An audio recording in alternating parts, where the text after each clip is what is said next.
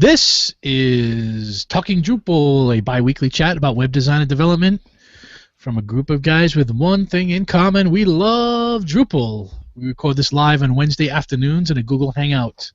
Visit us at talkingdrupal.com. This is episode 114, Wednesday, February 24th, 2016. Text messaging integration with Twilio. Hey, guys. Good afternoon. Good afternoon. Glad we are all together today. It seems like it's been a long time since we've recorded the last show, but it's only been 2 weeks.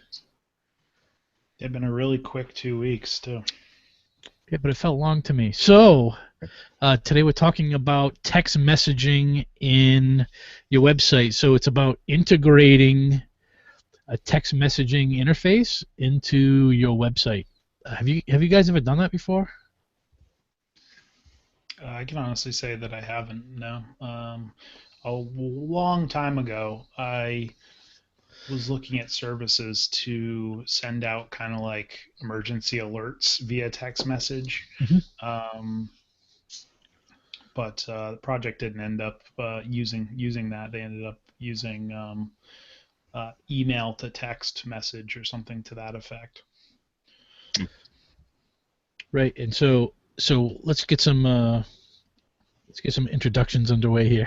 I jumped right into the topic, but so we have John Picozzi, who just gave us some information on his not doing this in the past. John is from Oomph Inc. Hi, John. Good afternoon.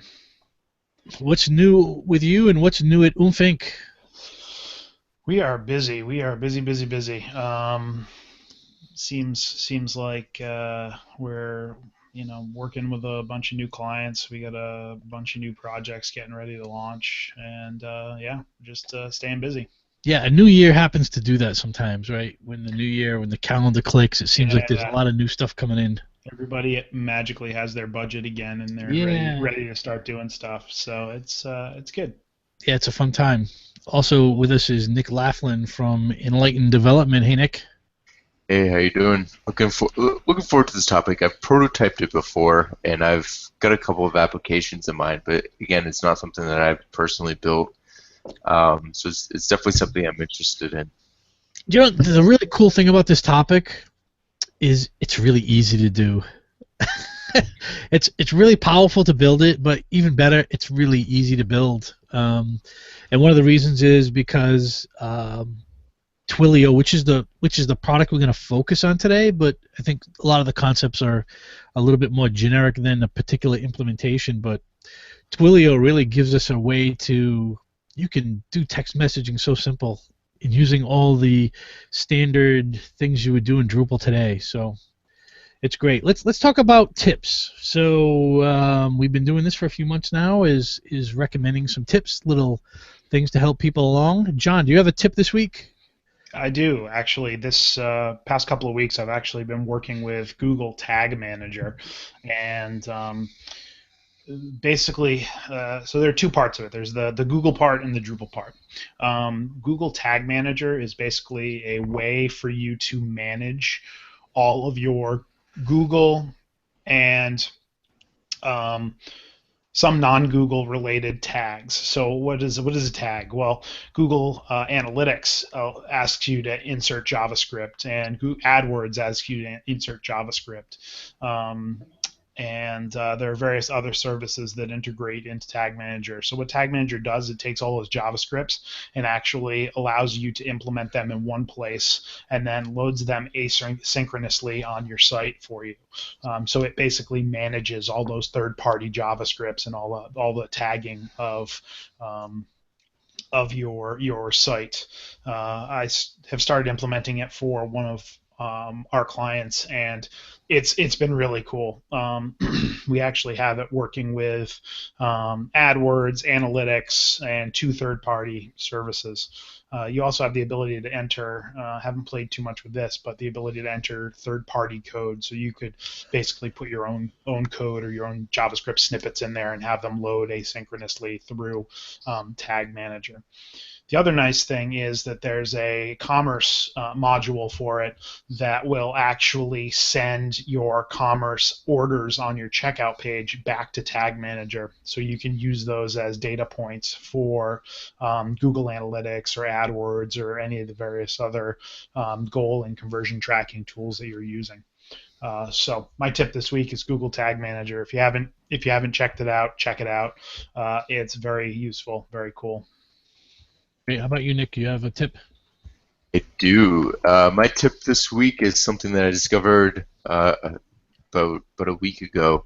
When you're using tokens, everybody knows that you can generally add a token related to a node or an entity reference, and you can go pretty deep. But something that I discovered recently is that you can also put custom date formats or pull your own custom date formats into those tokens. So if you're, in my example, I was outputting, I was creating a link that would automatically tweet, and I needed to pull a date field from the content, and I needed that date field to be formatted in a very short, single month and slash and double day, so that it would, not take up too much space in the tweet. And you can just create the date format and reference it with a colon and the name, the machine name of the date format, and it takes care of it. Pretty straightforward. Yeah, I've been doing a little bit of doing a few things with the tokens in general. You can create tokens. There's a module out there to allow you to add your own custom tokens to a site, which is super helpful. So you can define a token, put the PHP code behind it, and then allow a user to use that token in content, which really is a great way to avoid using PHP on pages. So yeah, token's awesome. So the tip that I have is to crawl your site for broken links. I think we forget to do that sometimes, and it's maybe something good for a maybe quarterly process for maintenance on a website is to use a third-party broken link tool to crawl the website and see what links are broken. Someone writes a blog post, 24 months ago. They have some links to a third-party website, and those links will break over time, and it'd be good to find them. So you should be crawling your websites for broken links on a regular basis. Regular, not weekly, but at least a few times a year. And there's tons of tools out there for that, so you can just go do a Google search and find them. All right, so I just want to bring up that anyone listening to this show, you can connect with us by sending an email. If you have a question or a thought about the show or comments at TalkingDrupal@gmail.com. We also have a voicemail set up at 401-400-2004. That's 401-400-2004. So leave us a question. We'll actually play it on the show and answer it for you. And let's get into our agenda for the day.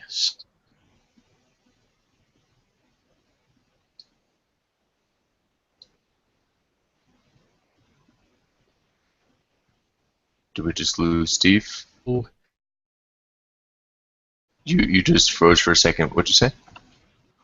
I froze. Oh, sorry. I don't know what's going on today. I was saying we are. Let's move into the agenda for the show. I may have to edit this later. And let's talk about use cases. So, what kind of use cases do you guys envision in a website to use text messaging?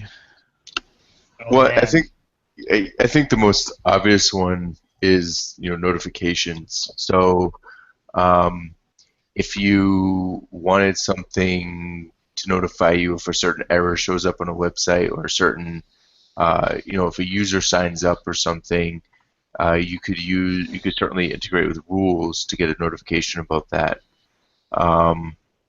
Or you could even use something like notifications about a comment on a piece of content. So if you wrote a blog and it's not the most popular blog, so you're not getting hundreds of comments, it might be useful to get a notification if somebody's commented on one of your posts, so that you can then go review it and approve it, or reply.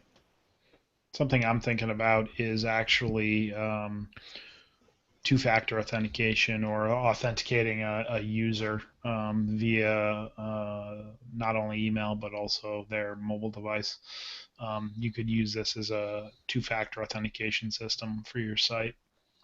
They go to log in, you set up a rule to send out a text message that has a code in it that they need to enter before they can actually gain access to the site. Could be really useful. Also, a lot of sites will email or text you if you've forgotten your password. They'll text you temporary passwords. You can choose that as a delivery method for to retrieve a password. So that's also another great method you could use for texting. I mean, the possibilities are really endless. It just depends what your use case is, right? It does. On the notification side that Nick mentioned, like something that comes to mind is that some users on a website might prefer to get a notification about a comment, like you mentioned, via text message, and other users may want to get it via email. And you could give those options to a user to say, hey, what's your preference to get notified about these certain things? And then you could send those notifications via text message or via email or whatever method you have. Like a site that I have running is every time we have a sale on a website, it sends out a text message and says, hey, by the way, we just sold something for X dollars. That's kind of a fun thing to do, but it keeps people who are on the website or working on the website notified about what's happening in the website moving forward. Something that comes to mind that would be kind of cool is similar to that approach. I don't know if either of you have used the Starbucks app on a mobile device, but they have basically online ordering from your mobile phone now. So you can punch in your order and punch in the Starbucks that you want it to go to, and it'll take it from your Starbucks card. You can just kind of skip the line, go right to the counter and pick up your stuff. But it would be cool if it sent you a text message when your things were ready, so you could say like, oh, I'm walking over there. Oh, my stuff's ready, so I know that I can just go up and get it, as opposed to having to kind of wait there and maybe it taking a little bit longer for you to figure out if it's ready or not. John, I'm fascinated by. So I go to Starbucks all the time, and I've never used that feature. I can actually order ahead of time. Yes, you can order ahead of time, and it will tell you, not to go down the rabbit hole here, but it will tell you how long it's going to take you to get to that location. So drive to that location, and it'll also tell you how long it's going to take before your order is ready to pick up. So once you do it, you can then just go right to the barista and be like, oh, I placed a mobile order, and they'll say, oh, here you go, Steve. Have a good one.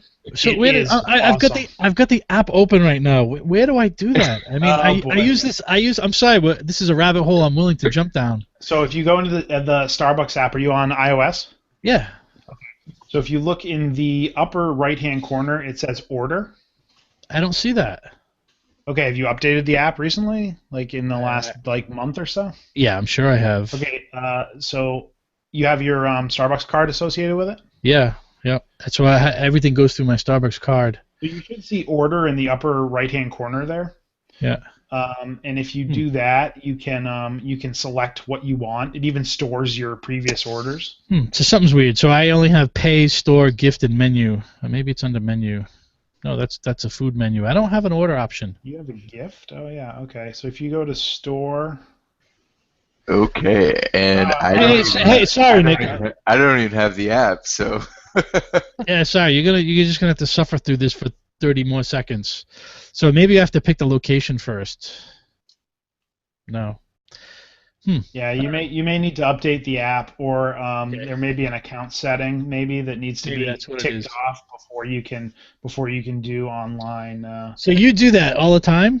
All the time, and let me tell you, people glare at you. When I go up to our Boston office, I'll when the train's pulling into South Station, I'll place my order, and then I'll walk from the train station to the Starbucks, and my stuff will be ready, and I'll walk in and I'll pick it up, and people glare at you because they've been standing there for like 10 minutes waiting, and you just walked in and you just walked right out. I'm gonna have to get it just so I can piss off other Starbucks. I don't even like Starbucks. But so going back, bring it back to the topic here. It would be cool if that app texted you and said, "Hey, your stuff's ready." Right. Yeah, exactly. Well, in that case, it could just do a push notification, I suppose. But yeah, that's neither here nor there. So one other interesting use case for text messaging is data input. I mean, it's another way to interface. Text messaging is interfacing with a user. So there's no reason why you couldn't build a text messaging interface that you could collect content from a user. A couple of examples would be, one is maybe a survey, that you implement a survey via text messaging where someone texts to you, you ask them a question, they answer it, you ask them the next question, they answer it, you capture that data. Yeah, I mean, I think that workflow would be, I mean, in the user experience, it would be a very interesting case study. But if it's positioned correctly, it might be a very easy way to get a couple of questions answered by a large number of people, rather than forcing that, because then they can answer it at any point. You know, they don't have a web page that they have to be on and open, Right. or they don't have to be standing there talking to somebody. They can just be, if they have a second of downtime, they answer it and send it off, and then they get another question back at some point. So it's less intrusive. The other thing than is other too, methods. you have an option here not only to, like, do a survey or get information, but you also have the ability to do something, right? So say your website has some sort of functionality that needs to happen from time to time, or you want to happen at a certain point in time, but you don't want to schedule it out for some reason. Maybe it's due to like a live event ending or something like that, right? You could send a text message to your website, and based on Drupal having rules set up, once it got that text message, it could go ahead and start doing something. Maybe it's, I don't know, something like sending out a tweet or kicking off a blog post or something like that. Could be very helpful in getting data up on your site as quickly as possible. So let's talk about Twilio, and we're talking about Twilio today because it's one that we've used and has worked great. And there could be other solutions here, but this is the one we're going to focus on. And they are not sponsoring the show in any way, unfortunately. We never asked them to either. If they wanted to sponsor retroactively, we're open to that. Anybody listening from Twilio, if you're interested in the sponsorship, give us a call. Right. Use the number. Yeah, so Twilio they call themselves a cloud communication platform, which is really what it is. It's voice, video, and SMS services that you interact with over the cloud. So from our perspective, it's really just an API you interface with. They will send and receive text messages, voice calls, and there's an API to interface that with your application. Really a pretty cool service. The way it works and let's focus on SMS today. I haven't done anything with voice. I've played with it a little bit, but I think for this show today, since we're calling this text messaging integration, let's focus on the SMS side. So with Twilio, what you do is you create an account with them, and you can create a local phone number, an 800 phone number, or a short code for doing text messaging. We'll talk about the pricing in a minute, but the cheaper side is doing local phone numbers. So you can sign up for them and say, I want to have a local phone number. So you could, I think I did this probably about a year ago, but I think you can recommend or ask for certain area code. It's just like kind of working with Google Voice a little bit. You kind of pick the numbers that you think you'd like to get. You're not sure you can get them or not, but you get this local phone number, and once you have that phone number with them, you can then set up their service to send and receive text messages or voice messages. The pricing for Twilio, I think, is good. I'm not really sure about how competitive it is. From the way I've looked at it and used it, I believe that it's really inexpensive for basic text messaging.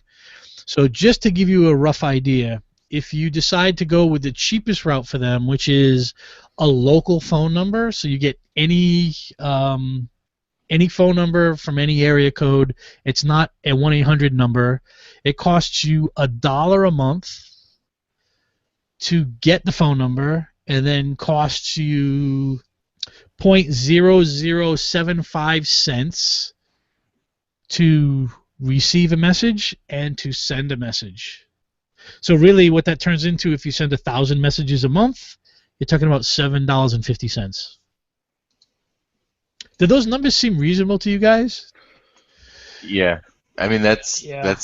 incredibly cheap. If you remember the days of Verizon gouging Yeah, 20 cents, 45 cents a message, yeah. yeah, I mean Oh man, you guys must be back in the day. I remember being 10 cents a message. I don't remember 45. That must have been the early days. yeah. So I mean, it's certainly not an extremely expensive, system, as long as you have proper controls in place. Obviously, I mean, if you write something incorrectly where you end up sending 15,000 messages in a 2-hour period, then it can get painful. But as long as That's you're still doing, not a lot of money. well, I mean, you're talking, a couple $100, but it's it's definitely something that you want to keep an eye on. But for normal usage, where you're just doing notification-based stuff, it's going to scale very nicely. It's $112. Just throwing that out there. So that's $112 mess up, which is pretty inexpensive if you think about it. Now, question is, this is just for SMS messaging, right? Mhm. Not media messaging or being able to send an image or something like that. So I believe the way the service works, and I'm not an expert here, so I'm going to guess a little bit. So let's just talk about pricing in general. So the number we're talking about, which is $1 a month for a phone number, and that 0.0075 is for a local phone number. They have different services. One is you could have a toll-free number, which is $2 a month. So you're going to increase from $1 to $2 a month for that phone number, but the cost to send and receive messages stays the same. So if you're interested in having a toll-free number, that would make sense for you. In the text messaging world, I don't think a toll-free number makes much sense. So save yourself $1 a month. They also have short codes. So a short code is a 5 to 6 digit number that we're all familiar with is, hey, text. You see these all the time on TV now is, text some message to this 5-digit code number and then something will happen. That's significantly more expensive. So to have that number is $1,000 a month to reserve a short code. With a 3-month minimum. Yes. By the way. No. Actually, is it? I think it's three. Actually, is it? It's 3,000 for 3 months plus the setup fee. Yeah. And one quick thing to note on the toll free. I mean, one reason to have that is if you're national.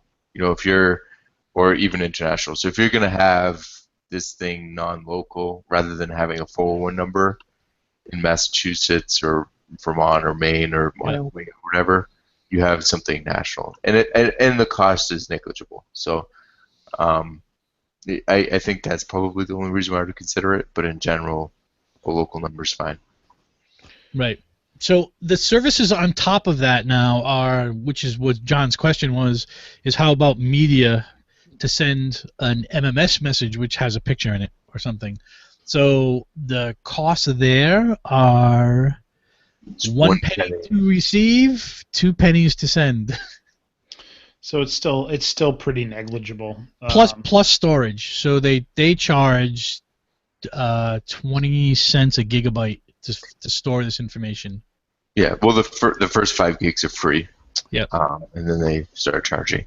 Yep. And if you're over 5 gigs, of picture messages, I think you're spending a lot more. First 5 gigs is free. Yeah. 20 cents per gig over 5 gigs, which still is not expensive. You look at some of these picture storage solutions that are out there, and they charge you quite a bit more per gig for storage. So that's still, I still think that's pretty good. So I'm not really sure what storage means or how you would use that. Like, can you purge your storage? Why would you store them on their service anyway? Once the message is sent and received, I mean, it would be at either end, and you don't need them in the middle. So I'm not really clear because I haven't done any MMS stuff. So I'm not really sure what it would mean to store them on their side and Yeah. why Well, you would ever want to do that. It says here the files transferred via MMS are stored until an HTTP delete is requested.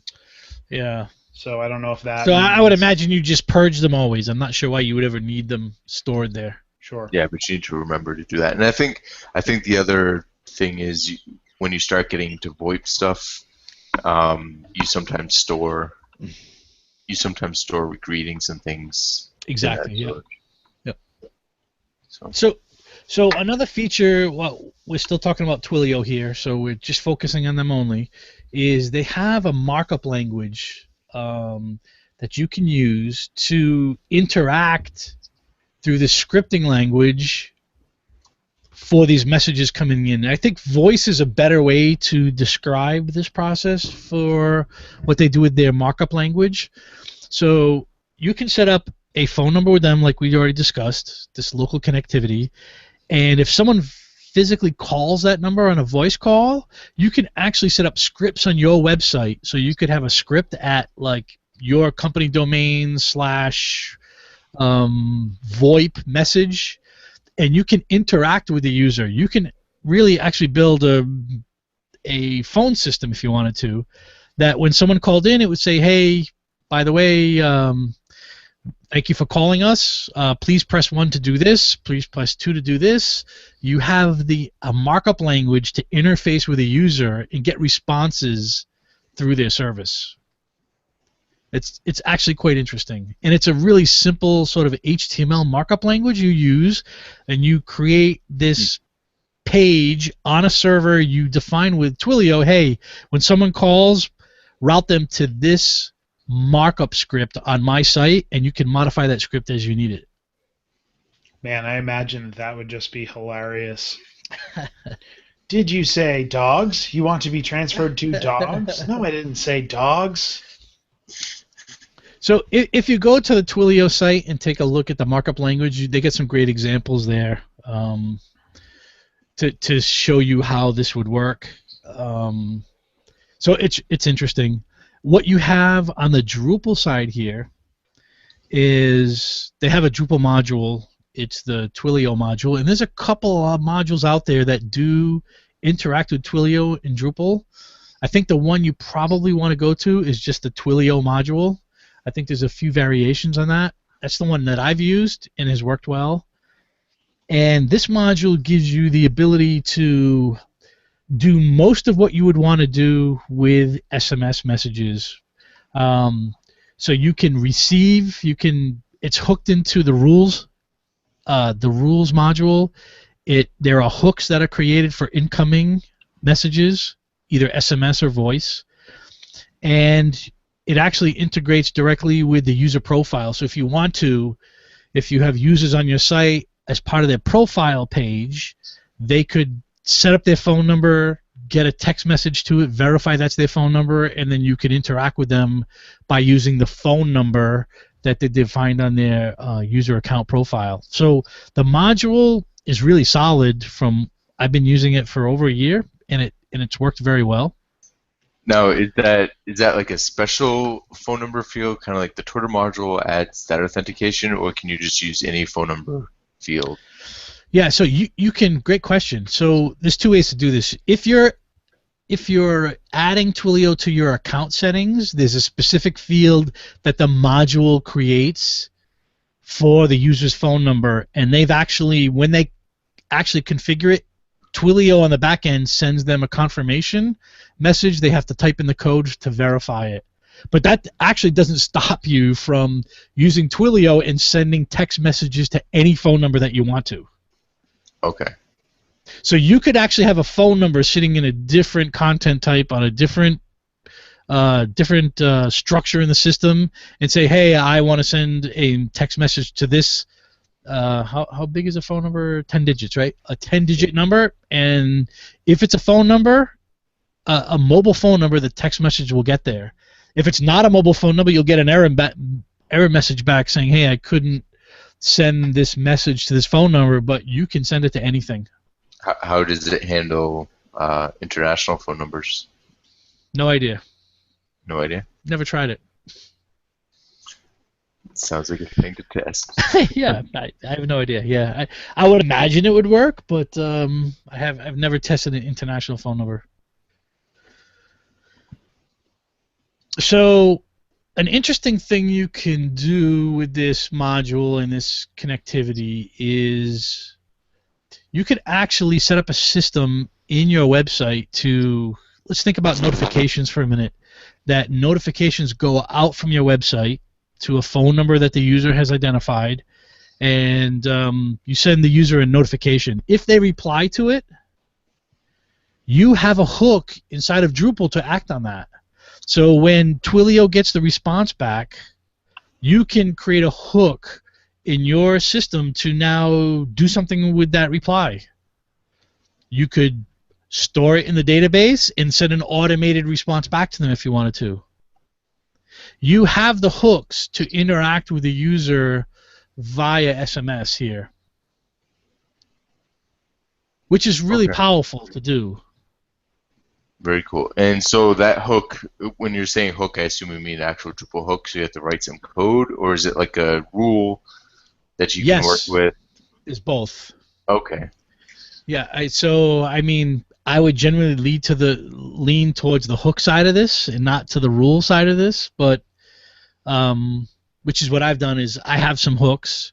So I played with this and have it working in a demo system where I can actually interact almost like using Mac message tool. You know, on a Mac you have the message application. Nick, you may not know this, but if you have an iOS phone and you have a Mac, you can do all your text messaging to other iOS users right on your desktop. So if someone sends you a text message, it comes in, you respond to it. You can build that same functionality in Drupal using Twilio. Okay. So yeah, so if someone sends a text message to your app, you could pop up a message that says, hey, by the way, here's a text message, type in your response. You type in the response, send it, and it will go back through that same stream to Twilio to that user. They reply to you again, you could send another response.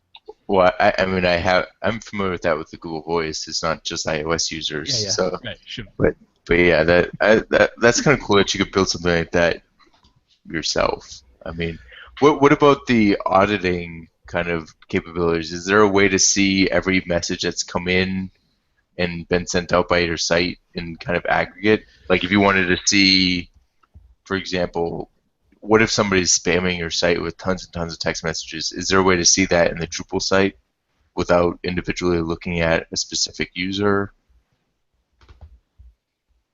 Or is there like a content kind of... Say that again? Yeah, we're having some technology issues right now. So I think your last question, Nick, was can you see someone spamming you? Right? Well, not just spam, but in general, can you audit the system and see what the last message was without going to that specific person? So on the Twilio side, they have a dashboard that is tracking all of the communication. So think about Twilio as this cloud communication platform that you can see all of the voice, SMS, all the communication coming in and out. You can go to that side if you want to. On the Drupal side, you could still be tracking all those inbound messages, and you're now open to whatever you want to build. So it's not going to build anything for you, but you have now the things in place. So you could, with a hook or a rule, whenever an inbound message comes in, you log it in a database. And then you create some views around that to see what's going on there. So by default, it doesn't record it. So there's no like views integration or anything. You'd have to like create a special content type and have the hook that records the message. Exactly. Yeah. Okay. That's a good point. So when you install this module, you're getting the basically API access. Anything you do beyond that is up to you. It's not like installing the Twitter module, where when you connect the Twitter module, it will create a content type and it'll start recording if you wanted to all the tweets that are coming in and stuff. Yeah. Not the case. You're really on your own in terms of building what infrastructure you want on your end. But you do have rules integration, so you have the ability to do tasks based on rules. You're more saying that if you wanted a view to show you some information out of Twilio, you'd have to code that, right? Yeah, you'd have to create a content type that would be like message, kind of, or SMS message, Yeah. and then act on those events that are happening with a rule. There's an incoming message, and then when that comes in, you just create a content type and store it in there. Okay. I see. So it doesn't do any storage of the data. It just acts on the data once it gets it. Exactly. That's the way it's set up today, which I think is perfect. I mean, Yeah. Yeah. Would you really want to store all that stuff? Yeah. Well, I mean, see what the beauty of it is. It's your decision on what you want to do with it. Sure. Right. I mean, depending on your website, it might make sense to store everything, and it may not make any sense to do storage of anything whatsoever. But you have the ability. So this module is really giving you that interaction with Twilio, and it's amazingly stable. Okay. It's extremely stable, and I think proof of that is if you look at if you look at the Twilio site and look at the customers that are using it, like Uber is using it to interface with their drivers. There's a lot of big companies with this kind of, that depend on SMS integration are using this platform, and I can see from the testing I've done. And it's beyond testing. I have it implemented on a live site, so it really is stable. When you do testing with this, the minute you stick a text message to send to a phone number, you get an instant notification on the Drupal side. It's very quick. We actually, so to that point, we actually did a live demo at our Drupal Providence meetup. Steve talked about Twilio, and we did a live demo, and the turnaround time on the site sending out a message was super quick. I was actually interested to see from the Drupal side who was if Twilio was actually developing the Drupal module, and it looks like they are not, but an Acquia developer is. So it seems like they're getting, I don't know if Twilio and Acquia have worked together on this, or if Acquia just needed it and they developed it and put it back to the community. But it's definitely, I think, it looks pretty stable from the Drupal side as well as from the API and the service side. Yeah. Yeah, and it's, and you can also see the fact that they're pricing up to over 1 billion messages a month. Right. Tells you that they can handle the traffic that you're sending to them. I guess one question that I had for you, and this is something that is always top of mind for an API, how's the documentation on the Twilio side? I mean, do you find their documentation of the API is or do you not have to deal with that? No, so that's interesting because you don't really need to. I mean, the rule and the hook that comes in, it sends you, like, for dealing with SMS, it sends you 5, I'm guessing 5. I mean, it's the from phone number, the to phone number, what the message is, and maybe a couple of other pieces of information. It's super straightforward. Okay. That it's really not complex. It's either you receive a message and you send a message, and that's pretty much it. So it's really simple. So we're not dealing with, like, digging through lots of documentation in terms of API structures and stuff. Really, really straightforward. Steve, you're only going one way with this, right? In your use cases, you're only going from your site out, right? No. I've got a working model that's not live yet, but it's the two-way interaction. I've actually built an interface that the system sends out a text message if someone replies. It comes into Drupal, displays in a panel that they can, or a visual view of that, and someone can, from the Drupal side, respond to it, hit send, it goes back to the user. So there can be two-way interaction.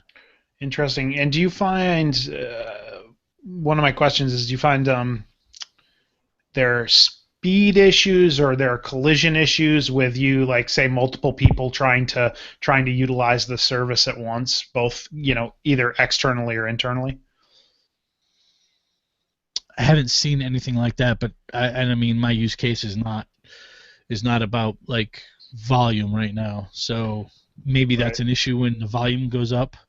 And I'm thinking it's probably more on the Drupal side than it would be on the Twilio side. I imagine Twilio, if they can support the companies like Uber rather, and that sort of thing, they've probably got the scale down pat. But I just wonder, with rules and, like, it looking for certain messages, if on scale there'd be an issue. Yeah, I don't know if there would be. I don't envision there would be, but I'm not sure. Sure. But the way this is structured right now, I mean, someone could put something together in a really short period of time to get this to work.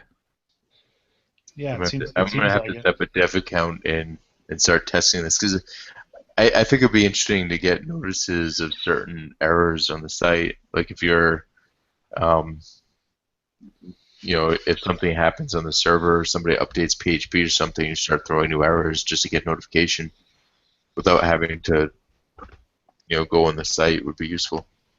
Yeah, that's another good use case, is just notifications to use a developer. It could be a great tool to implement when you're supporting a website, to give you to your phone notifications of things that you really are concerned about. And this really could be an easy way to this is really an easy way to do that. Hmm. So I have it working on a couple of sites, and one of the ways I do it is when there's a fatal error like that comes into the Drupal log, it sends me a text message, and it does it through Twilio. That's pretty cool. Yeah. And I'm gonna have to look into it. So, okay. So there are some other solutions. I mean, we have in our notes here that we have Voip Drupal as another way to do this. I'm not familiar with this So VoIP approach. Drupal, VoIP Drupal is like a class of a bunch of different modules that kind of helps you integrate Drupal with a phone system more fully. It's not meant to work with just Twilio. It works with a bunch of the competitors as well. I saw a demonstration. Leo Bird kind of put together a lot of these modules, and I saw some demonstrations that he had put together. And it's used, kind of like you had said, it's used to help you set Drupal up as a system that handles incoming phone calls, incoming, outgoing text messages. I think it can even set up video conferencing, although don't hold me to that. But I know that he's used it in projects where people will call into a website and then be able to listen to a podcast. So they could call in and say, do you want to listen to Talking Drupal? Enter the episode number, and then you enter 114, and you're listening to the Twilio episode right there on the phone. And it's really useful in a lot of places where people don't have access to a desktop or a laptop. Their only access to this kind of stuff is a phone, and their phones aren't even necessarily smartphones. So they don't have a podcast app that they could download, but they could still get some information by listening to it on the phone, on a regular flip phone.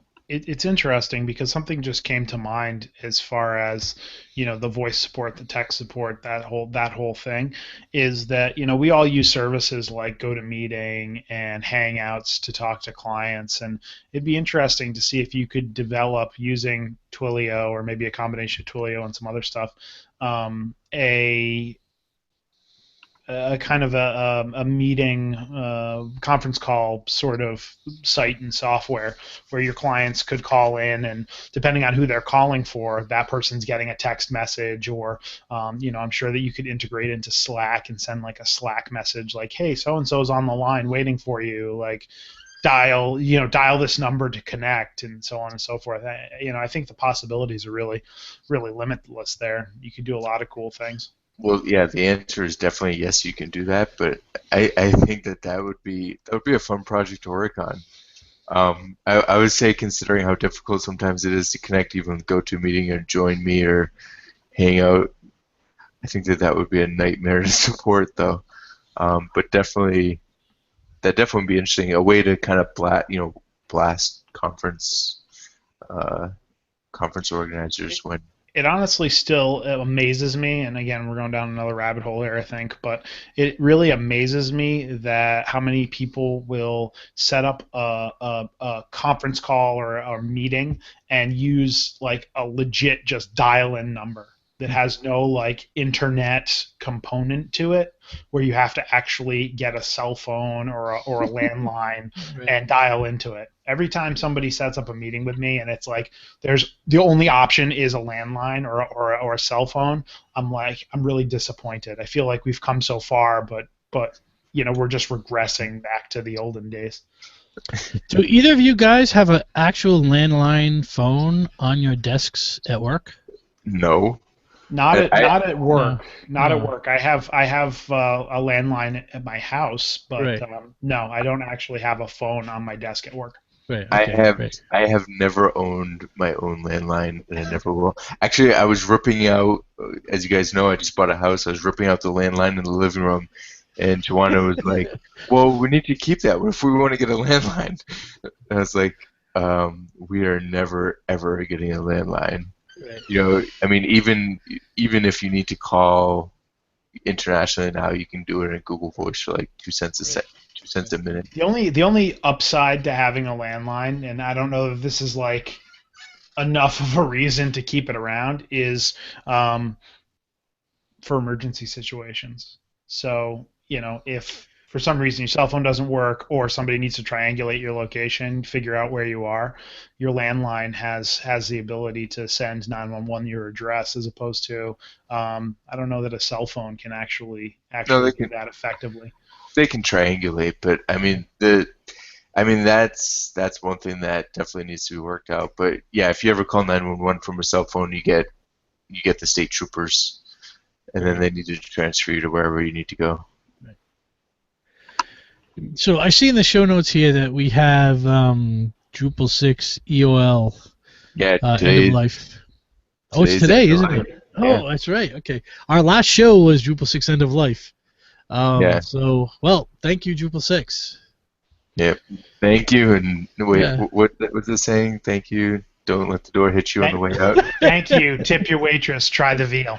Yeah. Or in this case, thank you. Empty your cache and rebuild it.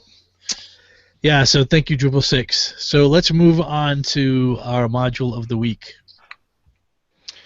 So this one's actually interesting because it's pretty obvious, but we've never done it before. So the module of the week this week is the redirect module, which, as we were talking about, it is a module that we all have used and we all use fairly regularly. And that, again, we've never talked about. So the redirect module is simply that. It allows you to create redirects on your site. In most cases, you're going to do a 301 redirect, but it also has options for other types of redirects as well. One feature I do love about the redirect module, and then I'll open it up to you guys to tell me what you love about the redirect module, is it keeps track of your 404 pages. So within the redirect module, there's a 404 page tab that you can go to, and it will show you all the 404 pages and then give you numbers as to how many times somebody has hit those. So the great thing there is, when you're building a new site, maybe you're going from an old HTML site to a new Drupal site, right? You want to add redirects for all those old HTML pages to the equivalent pages. Well, sometimes you miss one. Sometimes you don't realize there are pages there. What this tab does is it'll you can check it after your site's been up for a week, and it'll give you like, hey, this hidden page.html has like 600 page views that are all 404ing because this page doesn't exist. You can go in right from there, hit create redirect, and it'll create a redirect for you based on to go to whatever the new page is. So that's one feature of redirect that I really love that I don't know that everybody knows about. Yeah, The thing that I was just gonna say that's one of the ones that I used so much, but I thought was part of core. I didn't realize that was part of that module. the thing that I love about redirect is it's so content admin friendly that if an admin goes in and just decides to change the name of a URL or modify some menus and paths, it will automatically create the 301 redirect for them. They don't even know about it. They don't need to understand it, but it's already been done for them. One thing that on that point that can be dangerous, and I've had this happen on a couple of sites, is if you go in and you create a page and then you go in and you change the page's title, creates a redirect, and then maybe you're like, oh, I messed that up, let me go change the title back. Yeah, boom. It creates another redirect, which creates an infinite loop, Exactly. which the module will warn you about. Hey, this is created an infinite loop, and you can go in and you can delete the redirects as you need to manage it. Yeah, but it is one thing that does happen. I just wish that they made it easier to delete, just because I don't think I've ever had a single client ever figure that out. Like, it's always something that you just get a call. Hey, like it's saying something about professional website. What does that mean? Yeah, so You just go so into the it, error but message is kind of quirky, which I find appealing. I find it humorous, but like it's like, what does this mean? It's not a professional website, or we are a professional website. What is that? But I think in recent versions they've actually added the redirects to the content type or to the node. oh yeah, it's been there, but it's still a step that most even if you show them how to do that, most users don't remember. It doesn't happen often enough that they remember it. So it's Yeah. just if there was like a button like there's an infinite loop, click this to get rid of it. Right. Yeah, That'd be nice. the better approach to take is don't change any of your titles. Static content is the way of the future. So the I don't internet know never about that. changes. It should just stay the same. Yeah, I'm not sure I agree with that, but I'm not sure I agree with it either. right, good. So one way to do that is just disable the ability to change the title, right? Well, there are settings in both redirect and path auto to prevent a redirect from being created on that change, which is something you may want to consider. Right. The URL doesn't always need to be changed when the title's changed, right? And you can avoid creating the redirect as well, which could help that scenario.